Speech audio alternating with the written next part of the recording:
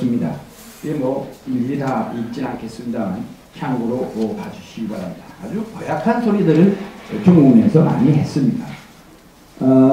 국내에서는 중국의 북한 평양, 중국과 북한 관계 밀착에 대한 우려가 점점하고 있습니다. 대안구제 상태에서 북한은 사실상 경제, 외교, 안보를 중국에 맡겨버린 그런 상황이기도 합니다만, 이번에 그 중북 관계와 한반도 정세라고 할까요? 중북 관계 현황을 말씀드리겠습니다. 중국의 그 대북 정책이 강화됐습니다. 미국의 오바마 정부 출범 그리고 북핵 실험 후에 대북한 제재를 강화하게 되자 북한의 위기는 중국에게 하나의 기회가 되기도 했다.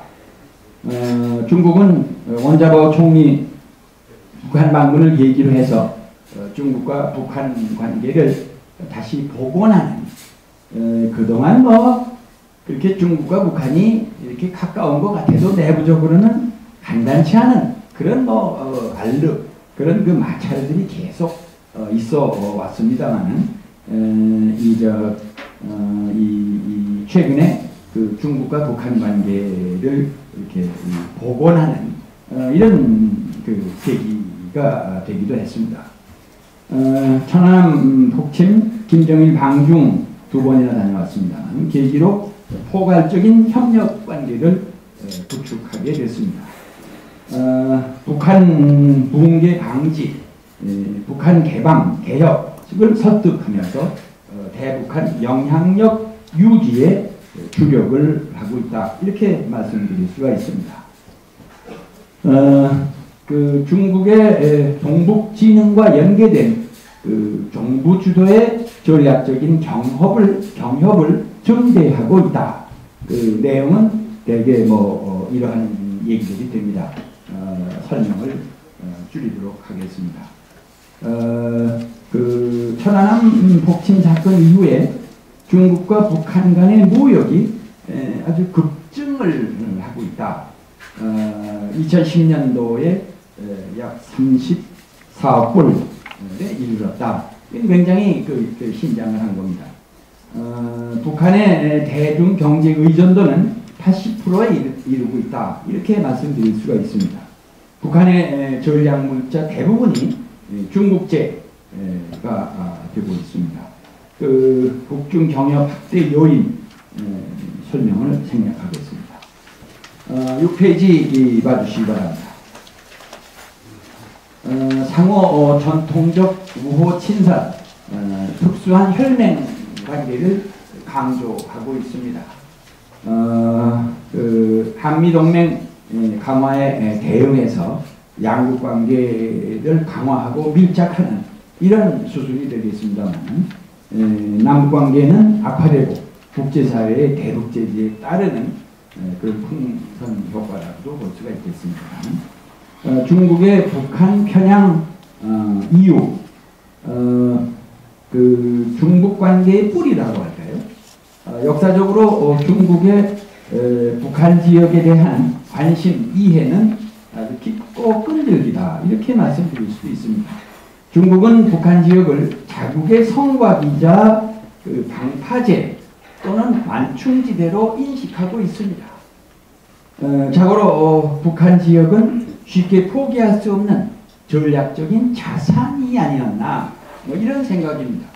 그래서 임진왜란, 청일전쟁, 한국전쟁 시 그 한반도 보호를 그 보가위국으로 간주하고 있었다. 이렇게도 말씀드릴 수가 있습니다.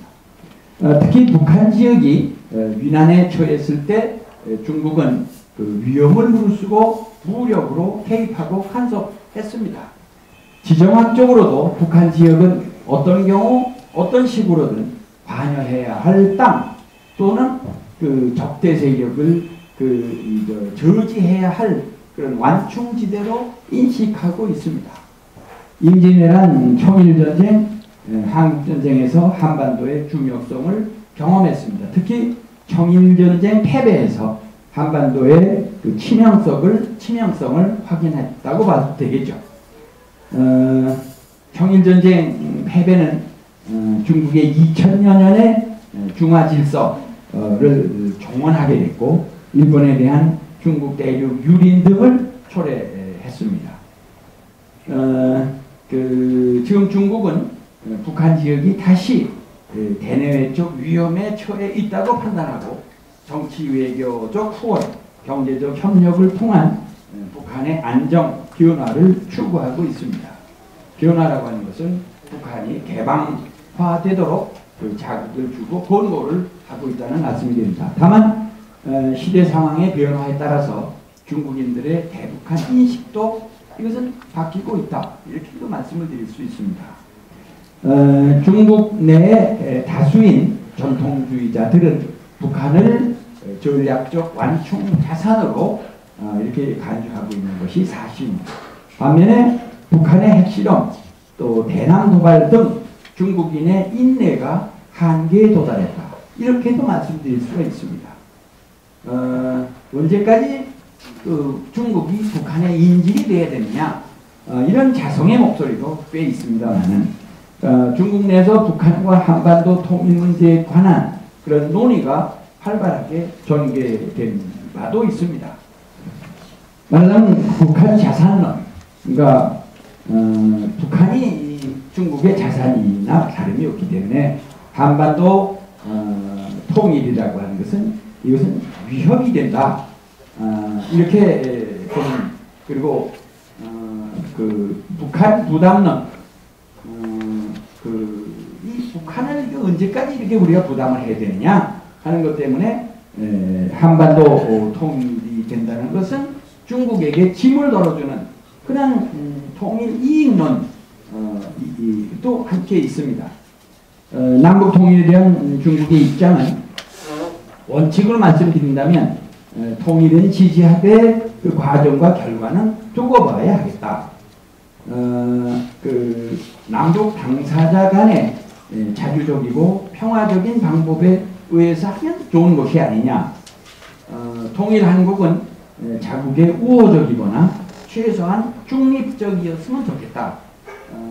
그간의 한반도 평화 안정 정책이 시험대에 직면하기도 했다고도 볼 수가 있겠습니다만 중국은 남북 통일이 점차 피할 수 없는 이런 현실로 다가오고 있다라고 하는 것을 감지하고 있는 듯합니다.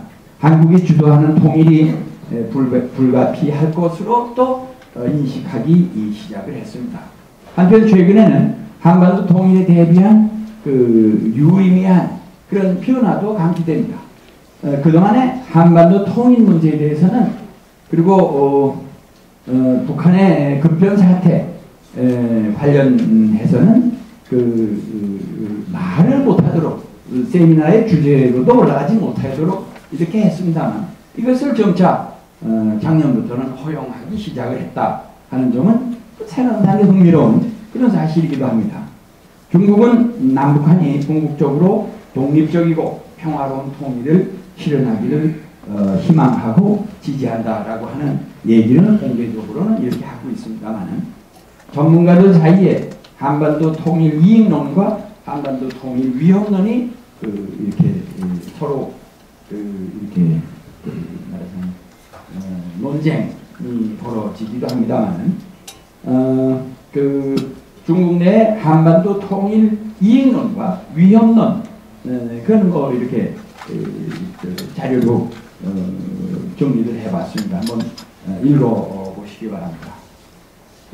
탈냉전 이후에 한반도 통일 이익론이 제기되기 시작을 했고 2009년 말 특히 천안함 폭침 사건 이후에는 다시 한반도 통일 위협론이 확산되는 그런 추세이기도 합니다. 결국 중국의 관심은 통일 지지 여부보다 자국 국익에 도움이 되는지의 여부에 더 관심이 큽니다.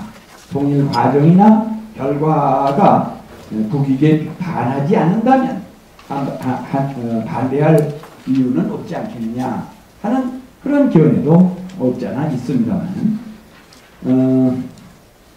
남북관계 현황과 전망 미중 정상회담 이후 개최된 남북 군사 실무회담에서 쌍방은 기존 입장을 서로 고수하고 있습니다. 이런 회담 결렬 후에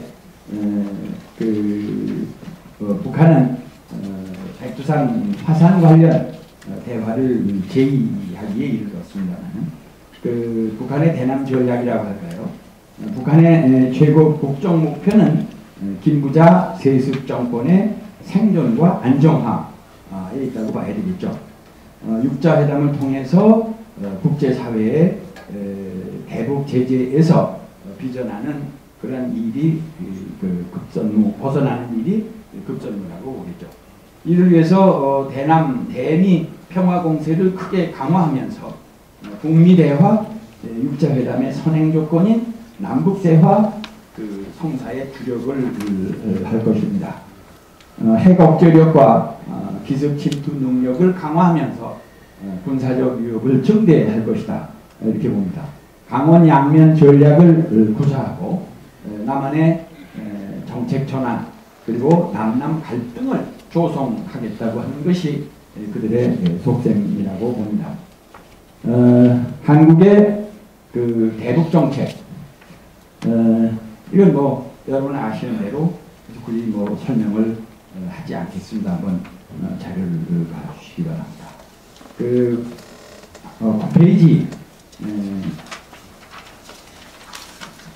남북관계의 향방 북한의 예상 태도라고 하는 것은 앞으로도 대화 평화 공세를 기조로 군사 비협을 병행할 것으로 봅니다.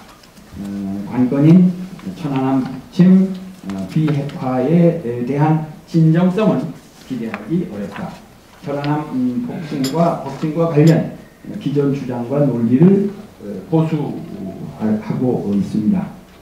아직 중국과 러시아도 기존 입장을 유지하고 있습니다. 남북 간 비핵화 회담도 반대하고 기존의 논리를 계속하고 있습니다. 다만 천안함 북침에 대한 시시비비를 가리면서 형식적 타협을 시도할 것입니다.